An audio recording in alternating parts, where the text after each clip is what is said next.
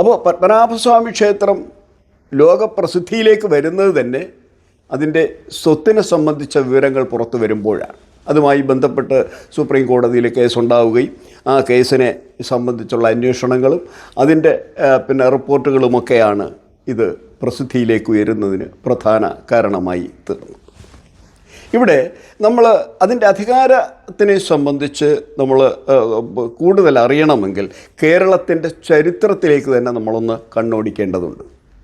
നമുക്കറിയാം, രണ്ടാം ചേര സാമ്രാജ്യം കൊടുങ്ങല്ലൂരിലെ മഹോദയപുരം പട്ടണം കേന്ദ്രമാക്കി രണ്ടാം ചേര സാമ്രാജ്യം 9-ാം നൂറ്റാണ്ടിൻ്റെ തുടക്കത്തോടുകൂടി ആരംഭിക്കുകയും ഏകദേശം 300 കൊല്ലങ്ങൾക്ക് ശേഷം, അതായത് 12-ാം നൂറ്റാണ്ടിൻ്റെ തുടക്കം 1102 ചേര ചോള യുദ്ധത്തെ തുടർന്ന് ചേര സാമ്രാജ്യം തകരുകയും ചെയ്തു.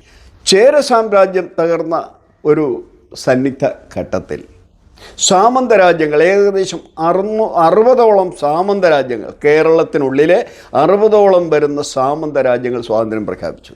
അതിനകത്ത് തൃപ്പാപ്പൂർ, കൊല്ലം, കൊട്ടാരക്കര, നെടുമങ്ങാട് തുടങ്ങിയ ഏകദേശം ഓരോ താലൂക്കിനോളം വലുപ്പമുള്ള രാജ്യങ്ങൾ സ്വാതന്ത്ര്യം പ്രഖ്യാപിക്കുകയാണുണ്ടായത്. എന്നാൽ അതിനിടയിൽ ആരും ശ്രദ്ധിക്കാതെ പോയ വളരെ പ്രധാനപ്പെട്ടൊരു കാര്യം, ബ്രാഹ്മണാധിപത്യത്തിൽ നിലനിന്നിരുന്ന പല ക്ഷേത്രങ്ങളും സ്വാതന്ത്ര്യം പ്രഖ്യാപിച്ചു. രാജാധികാരത്തിൽ നിന്ന് വിട്ടുമാറി അവർ സ്വാതന്ത്ര്യം പ്രഖ്യാപിക്കുകയുണ്ടായി.